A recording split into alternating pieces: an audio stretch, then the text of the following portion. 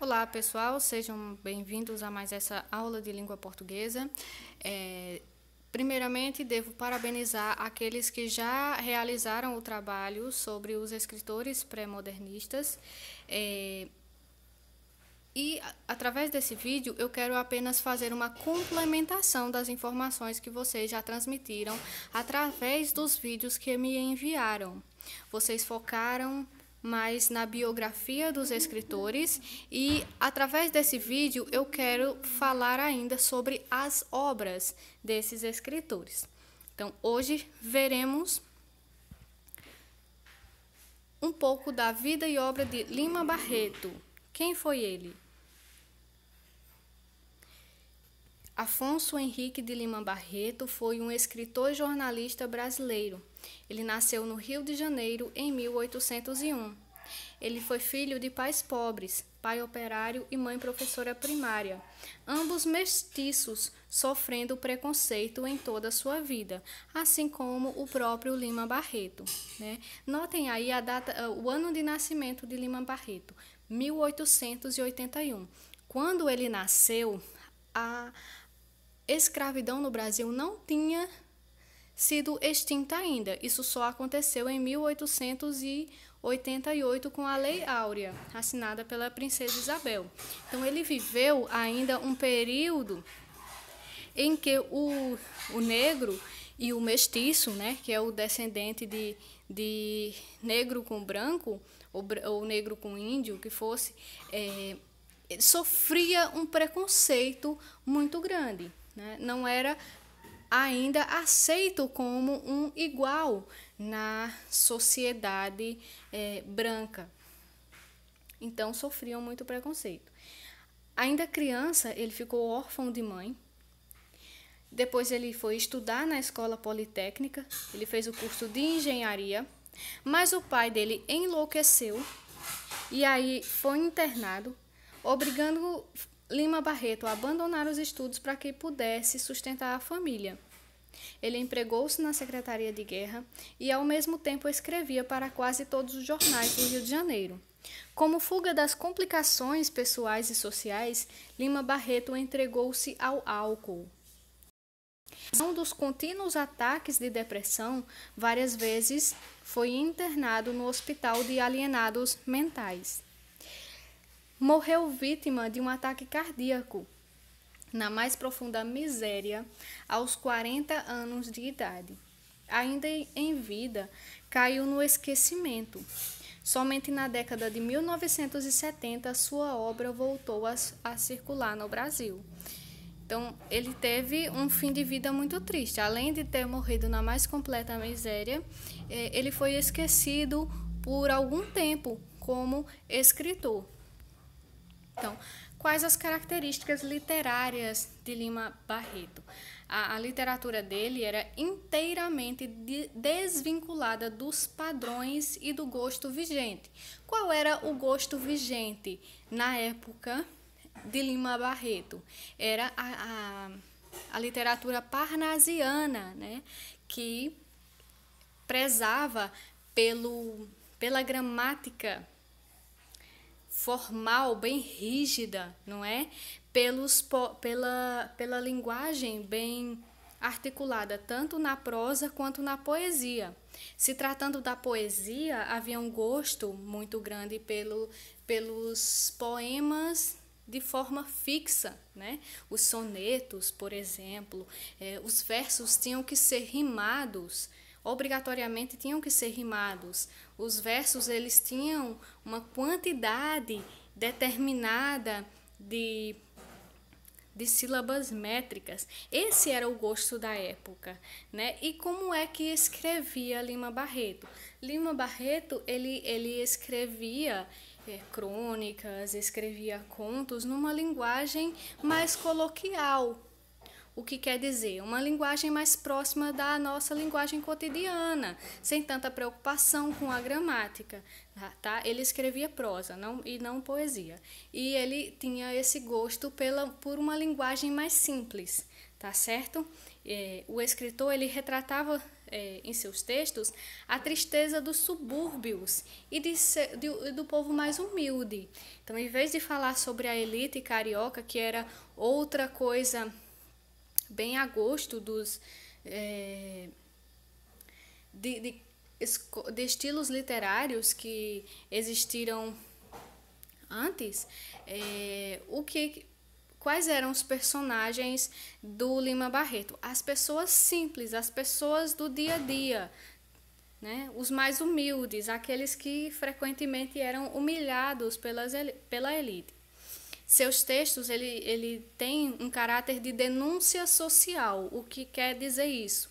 O texto com caráter de denúncia social, ele vai expor os problemas e as injustiças que sofrem a sociedade.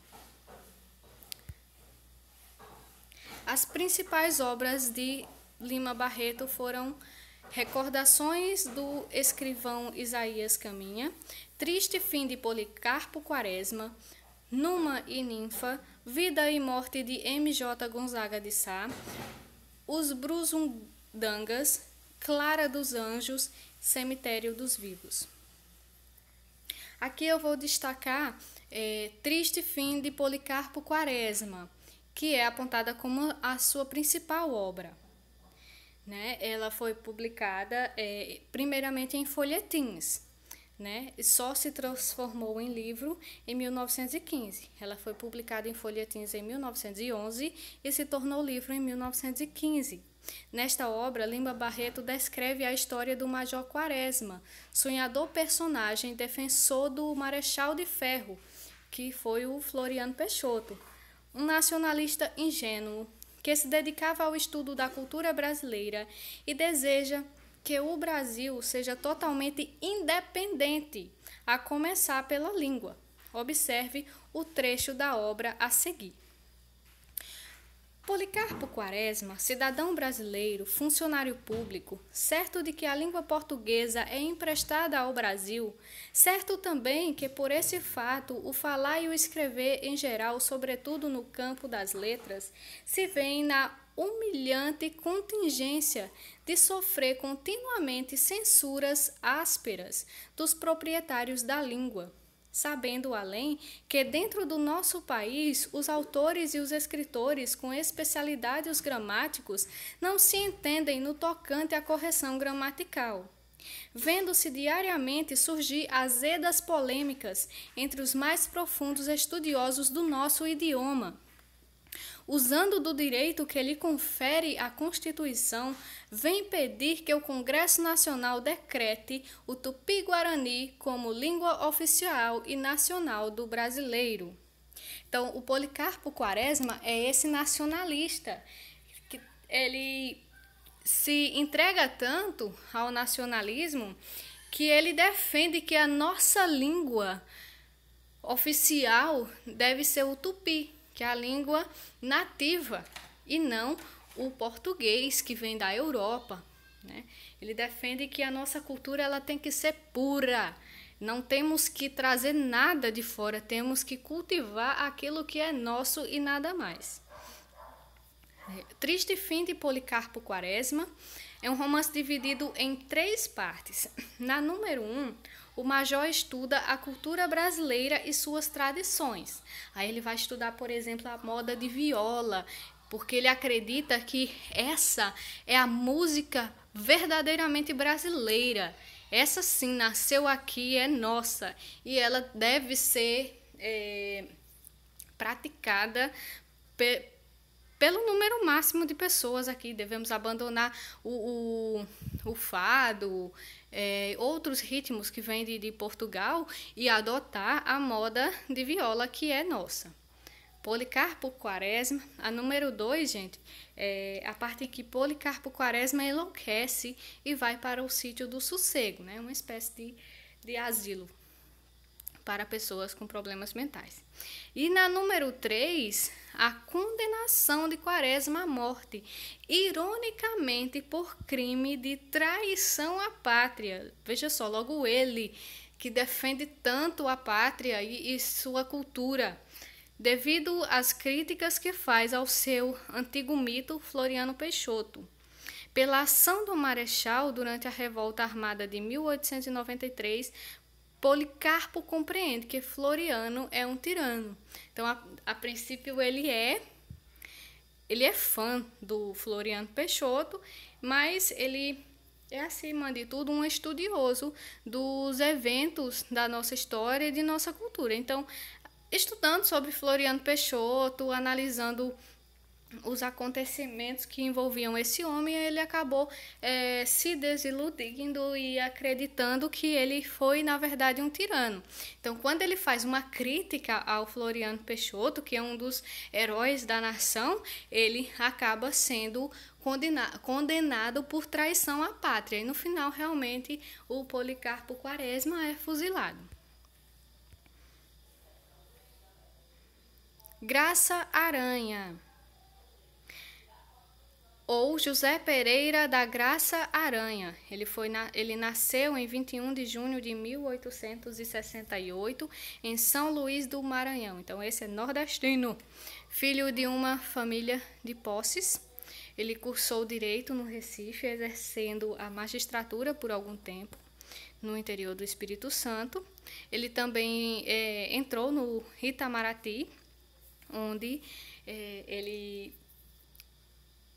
atuou em importantes missões diplomáticas, e ele foi o único pré-modernista que participou da Semana de Arte Moderna em 1922.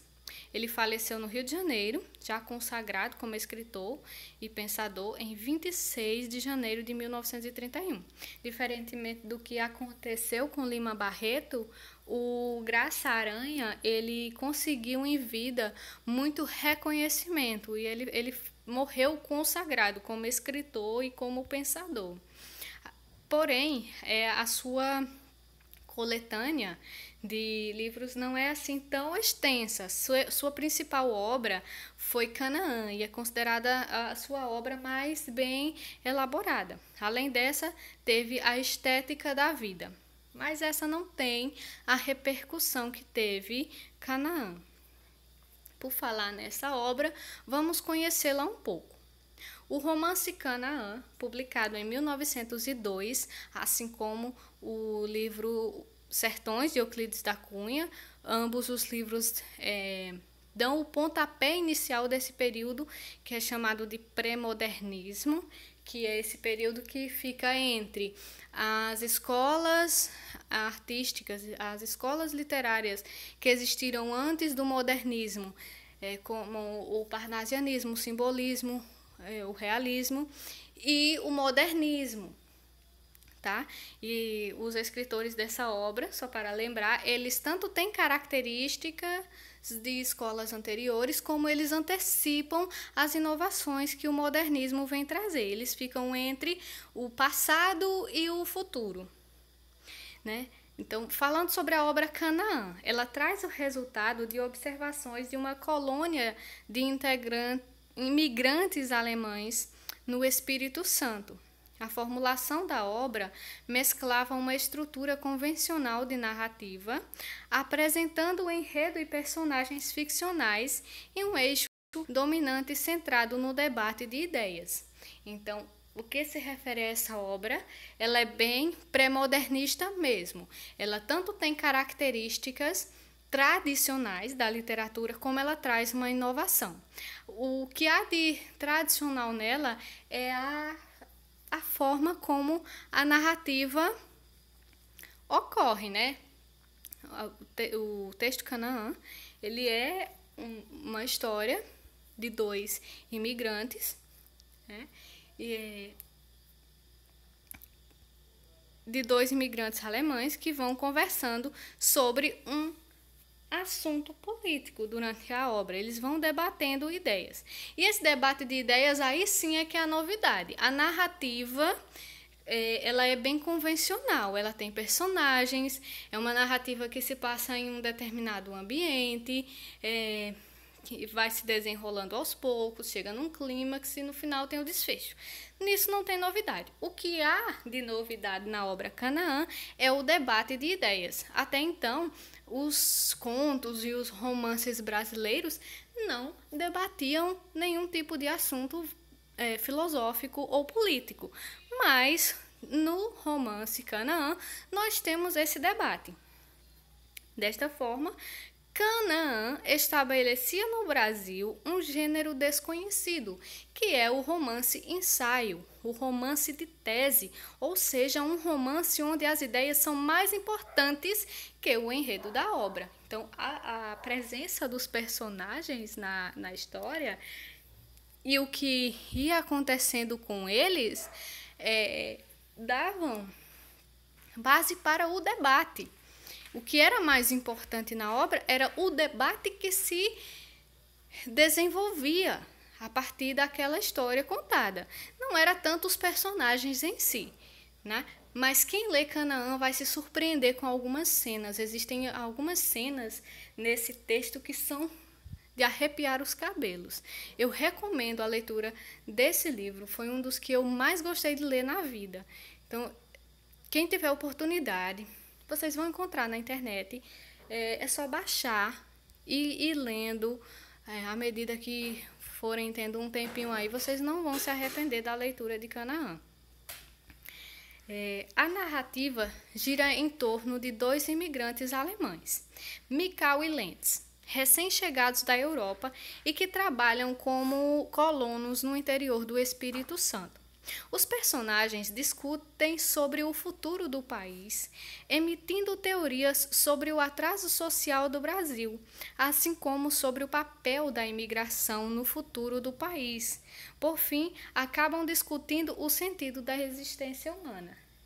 No início do século XX, muitos imigrantes da Europa vieram ao Brasil trabalhar nas lavouras de café. A exemplo dos alemães, né? Mikau e Lentz, os personagens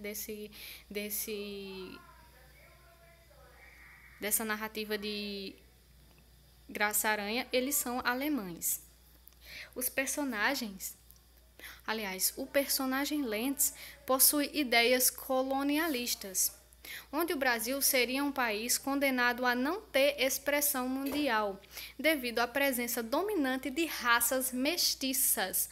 Observem aí a ideia de Lentz. Olha o que é que ele pensa, que o Brasil é um país condenado a não ter nenhuma expressão mundial devido à sua população ser formada de pessoas mestiças. Veja aí o que é que tinha na cabeça dessa criatura. Ele pensava que devido à nossa mistura de raças, nós somos inferiores. A incumbência do imigrante consistiria, isso segundo Lentz, então, em demonstrar a superioridade da raça ariana. Quem é a raça ariana? A raça ariana é aquela que deu origem ao povo alemão. É uma raça branca do olho azul. No âmbito pessoal, o personagem apresenta uma nostalgia prussiana. Ele acredita em um universo dividido em guerreiros, que são seres fortes, repletos de vontade e etnicamente puros. É um povo descendente de quem? Dos alemães, da raça ariana, que ele acredita ser superior.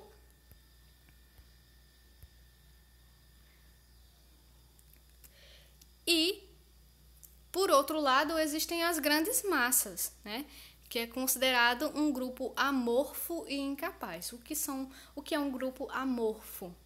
É um grupo sem vontade, é um grupo sem caráter, é um grupo incapaz de pensar. Então, para esse personagem existem dois tipos de pessoas. Existe a raça ariana, pura, evoluída, forte, destemida, com valores éticos. e com capacidade de inovação, e existem as grandes massas, formadas por mestiços, pessoas que não têm caráter, pessoas que não têm força de vontade, pessoas apáticas, que não pensam, que não fazem, que não vão para lugar nenhum. Esse é o pensamento de Lentz. O personagem Milkau, ou melhor, Mikau, eu sempre chamei ele de Milkau, desde o tempo que eu estava lendo o livro, mas é Mikau. Por sua vez, defende a integração do imigrante à realidade do país, seja ela do ponto de vista social ou racial, idealizando uma democracia étnica. Acrescenta-se a isso uma filosofia individual fundamentada em um vago socialismo cristão, onde prevalecem ideais de solidariedade, amor e piedade. O sonho idealizado de um mundo de harmonia e paz a ser realizado futuramente no país, vendo Canaã como a terra prometida. Canaã é a colônia de imigrantes onde eles vivem, ou uma terra em que eles pretendem ocupar. É para onde eles acham que onde eles acham que vão encontrar a felicidade deles. Só que os dois têm ideais de felicidade muito diferentes, né? Ideais de vida, ideais políticos, ideais sociais completamente diferentes. Perdão pelo defeito aqui na tela. E o livro, ele, durante toda a história, eles vão debatendo. Cada um vai apresentando o seu ponto de vista sobre a sociedade, sobre a política brasileira, sobre a história, sobre o que deve ser do Brasil no futuro. E aí vocês já viram, né, que enquanto o Lentz, ele acredita na superioridade de uma raça, na superioridade da raça ariana e na inferioridade dos mestiços, o Mikau prega justamente o contrário, que as pessoas são todas iguais, que elas deveriam viver de forma harmônica, unidas, independentemente de suas origens sociais. Ao final da obra, Lentz rende-se ao ambiente brasileiro e acaba por se mostrar generoso e humano, fato que representa uma adesão, ainda que involuntária, às ideias de seu compatriota. Mikau, de certa forma, torna-se o vencedor do debate, né, que se estabelece aí entre os dois durante toda a obra.